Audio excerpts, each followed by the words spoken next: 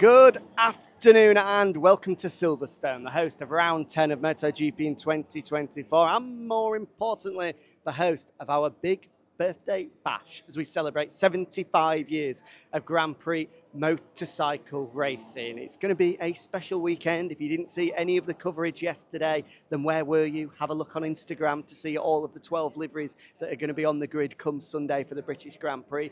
Go onto YouTube and watch back the hour-long show that we did down pit lane as all of the riders unveiled their special liveries for Sunday. It was a very, very big and good event, if I can say so myself, because I was hosting it, but it was good. So make sure you go and check them out. There's some real beauties in there. And you join us from Silverstone and a special exhibition that has been put on to celebrate 75 years of Grand Prix motorcycle racing. This is incidentally, if you are watching this from the Silverstone circuit or you come in Saturday or Sunday, completely free of charge. You don't have to have a paddock pass. As long as you're here at the venue watching MotoGP, come along and have a look to these 30 motorcycles that detail our career, our lifetime throughout the past 75 years. Starting here with what you might have seen yesterday with the exact bike, the AGS here, the number 4, that Leslie Graham won the inaugural MotoGP, 500cc World Championship, the inaugural Premier Class World Championship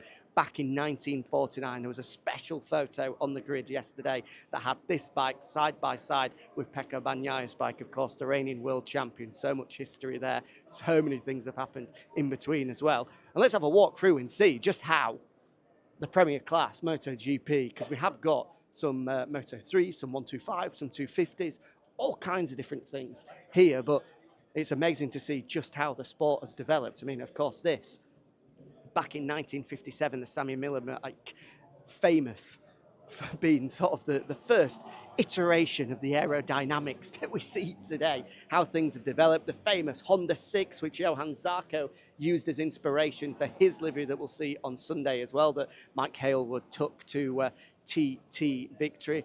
I hope, and I'm not sure, I need to ask somebody, need to make it happen as well, that at least some of these bikes might not do a lap, but I want to hear them cracked up because this thing will blow your ears off, but it sounds spectacular. You see, going through into the 50s, into the 60s, into the 70s here as well, with the Suzuki G54. Barry Sheene, of course, the famous number 7, was able to pilot in the early 70s. What a livery that is as well. Have to say, these bikes of the 60s, 70s and 80s just look spectacular. The liveries, they're just so much better. Sorry to the guys that are having to design the modern day MotoGP liveries, but they don't get close, do they? Into sort of my era, which is the recent 2000s. Kenny Roberts Jr., of course, won the Premier Class World Championship back in 2000 for Suzuki with the number 1 on board. Olivier Jacques and Signy Nakano, whilst with Tech Trois. And Hervé Poncharal had that famous World Championship battle for the 250 title. The last pole for a 500 two-stroke as well, courtesy of Jeremy McWilliams on the Proton. And then into the MotoGP era as well here with John Hopkins. Tony Elias, his Moto2 machine, the first one that ever won a Moto2 World Championship. This, the last two-stroke to ever win a Grand Prix, Maverick Viñales on the 125 Aprilia. I want to hear that cracked up because I am a big advocate for two-strokes. And then, of course, the number 88 of Jorge Martin, the bike that he won the 2018 Moto3 World Championship with. And full circle, Jorge Martin was fastest this morning. You see, look at that. We don't just throw this show together.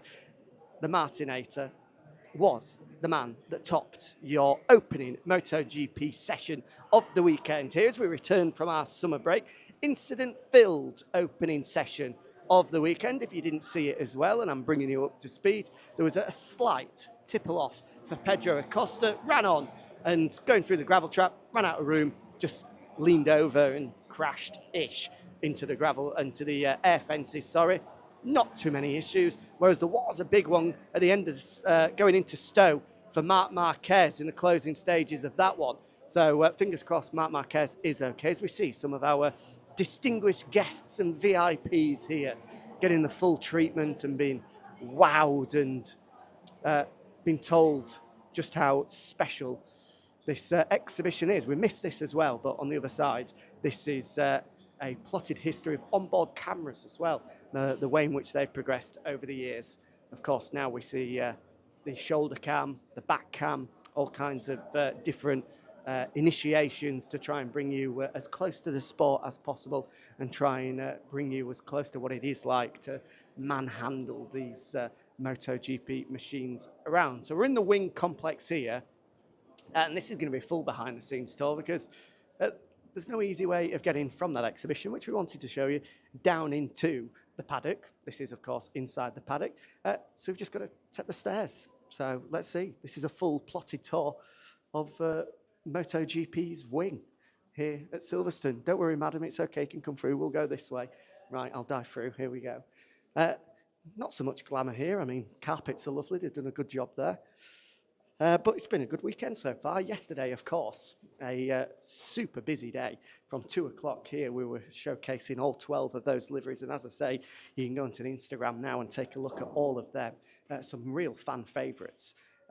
You can actually, I think it's still open, vote on the MotoGP website. Your favourite, my favourite, if anyone is interested, it's got to be that Aprilia, right? The one that took inspiration from the 1994, 95 and 96 250cc hat trick that Max Biaggi was able to take. The small details are always what counts, and for me, the fact that they've got old school style, the numbers on either side of the rear seat unit, like they used to do back in the day, is what makes it special. Maverick Vinales is in particular, has gone for that luminous yellow 12 in that old school font. Looks very, very nice indeed. Shout out to the Yamaha boys as well, who have gone for the speed block, the classic red and white. There was some conversation, will we see them running the red and white speed block, which of course is synonymous for Yamaha EU, or the yellow and black one, which was the US iteration, which Kenny Roberts was able to bring across and use when he first joined the Premier class and pretty much revolutionised the sport back in the 70s. And for Honda as well, their inspiration, the 1983 Freddie Spencer livery that Freddie was able to beat Kenny Roberts by only 2 points that year in one of the most famous and storied 500cc Premier Class title fights. So they're honouring Freddie Spencer. And there's some nice helmets as well. It's good to see that the riders have got involved as well as the teams.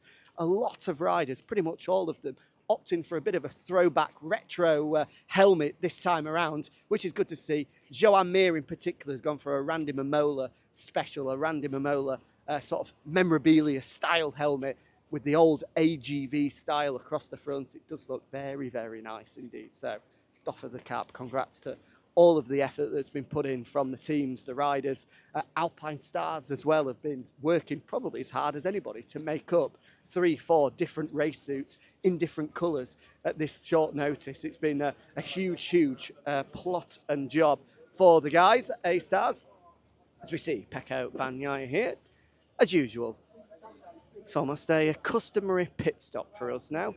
At the end of the session, Pecco likes to come out and take the opportunity to meet the fans, do a few signatures, do a few selfies. We grabbed a word with him in Germany and Assen, and actually, they were good luck. So we're going to have to continue the streak because he is aiming for a record best in his career, 5th straight Grand Prix win. Maybe I'm the good luck charm because in both Assen and Germany, we had our conversation on a Friday. Pecco very quickly, he's running away.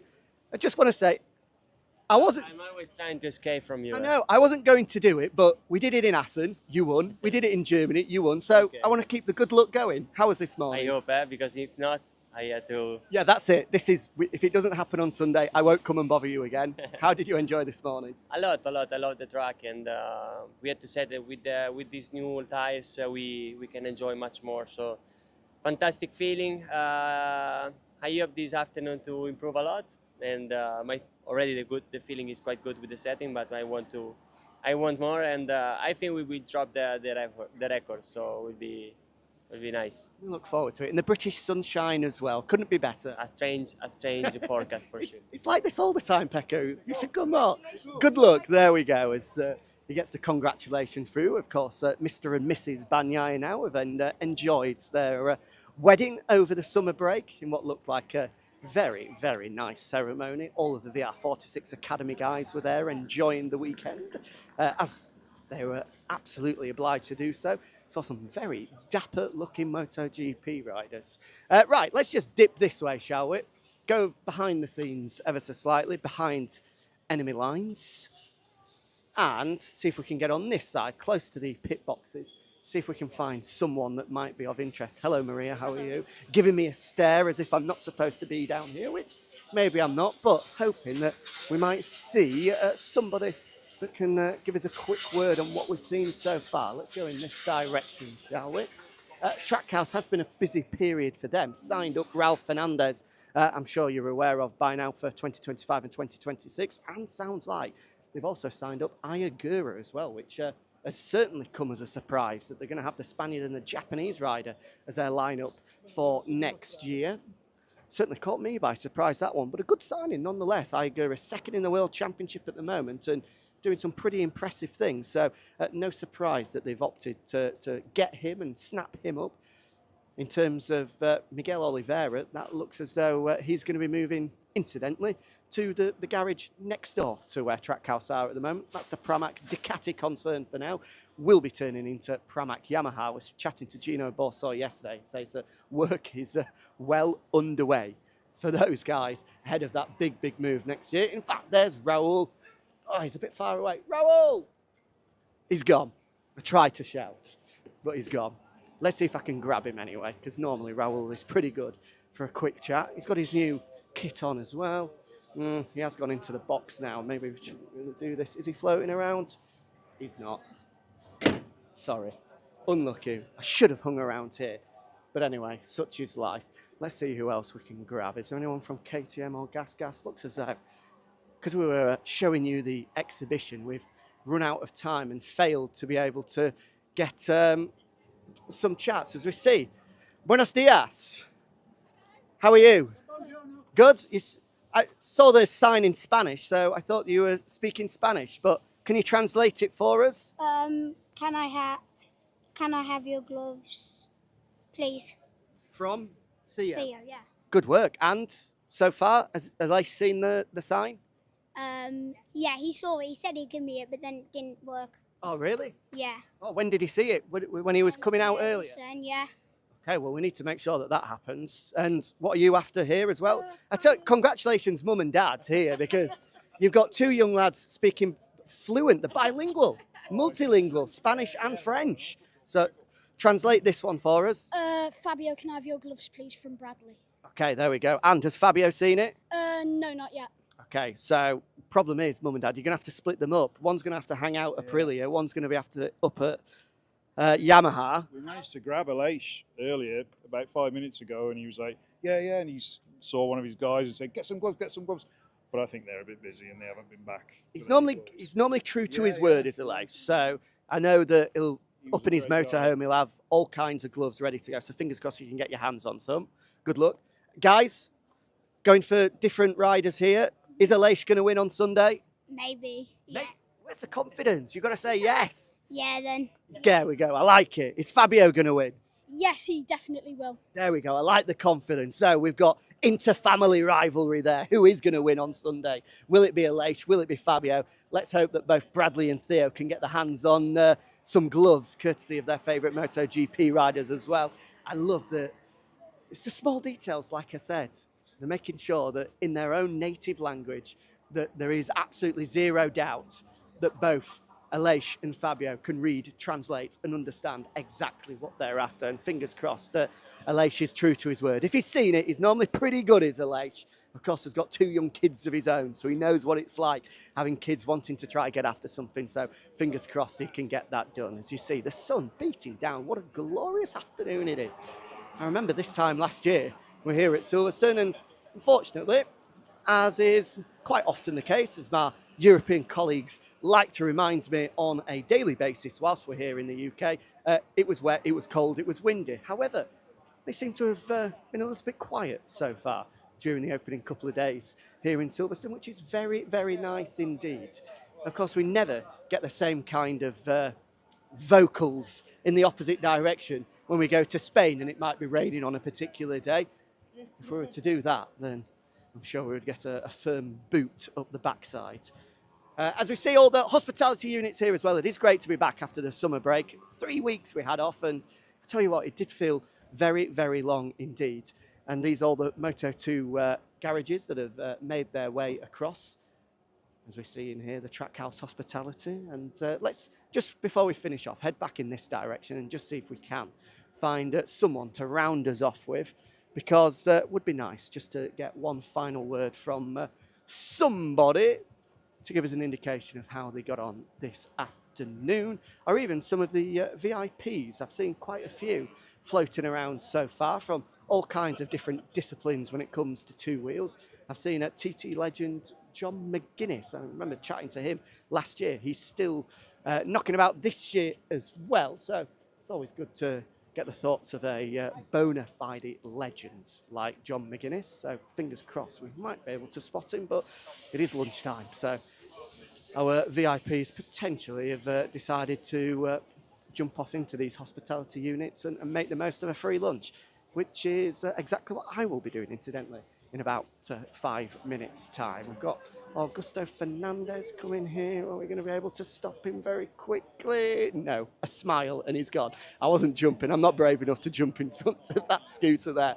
Augusto was definitely not stopping for love nor money then. If we can't find someone, no better place to round off then. As I look down at Pramac Yamaha, I don't think we're going to have much luck. So I think that with that, we'll have to call it quits. Down here at the home of the world champion, here he is, Pecco Bagnaia as well, about to make his way past. We've already had a word with him. We'll allow him to take centre stage. We'll allow him to be the star of the show. Why not as well, as he guns this weekend for a record 5th straight Premier Class wins. It would be the best run of results he's ever had in his career and would help him take a huge step towards another record, 3rd straight MotoGP world title. He was fast this morning, and he's predicted he's going to be even faster this afternoon as well. A new all-time lap record on the cards, according to this man. And who am I to call him out for that as well? If Bagnaia says it's going to happen, more often than not, it does. So kudos to Pecco. And with that, no better reason to tune in for MotoGP Practice, the hour-long session later on this afternoon that starts at 3 o'clock local time here in the UK, which, if you're in EU, means you've got to go back 1 hour to 4 o'clock. Perfect. Just as you're finishing up your Friday afternoon's work, put the laptop down, open up a nice cold can of whatever your preference may be, and enjoy MotoGP. Perfect Friday afternoon, right? Enjoy the rest of the day. We'll be back with you tomorrow, actually, for another episode of Inside the Paddock, where hopefully we can grab a couple more riders than we managed to do today. See you tomorrow.